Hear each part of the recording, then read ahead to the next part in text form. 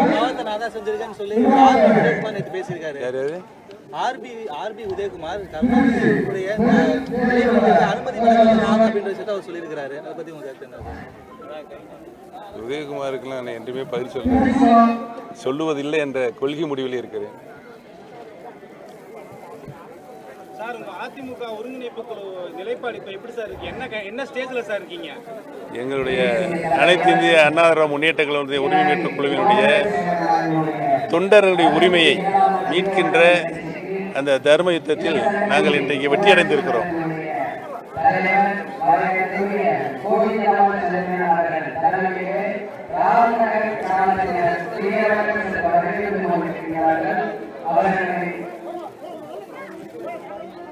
தன்னந்தனியாக சுயேட்சை வேட்பாளராக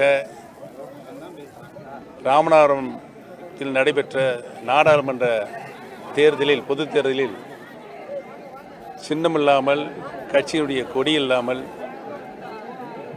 தன்னந்தனியாக நான் தேர்தலில் நிற்கின்ற பொழுது சுயேட்சை சின்னமான பலாப்பழம் சின்னத்தில்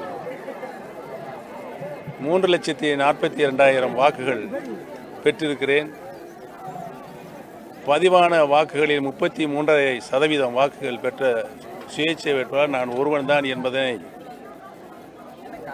இதிலிருந்து தமிழக மக்களும் அனைத்து இந்திய அண்ணா திராவிட முன்னேற்ற கழகத்தினுடைய தொண்டர்களும் எங்கள் பக்கம்தான் இருக்கிறார்கள் என்பது நிரூபணமாயிருக்கிறது. ஒரு சுயேட்சை இந்தியாவிலே ஒருவர் வெற்றி பெற்றிருக்கிறார்.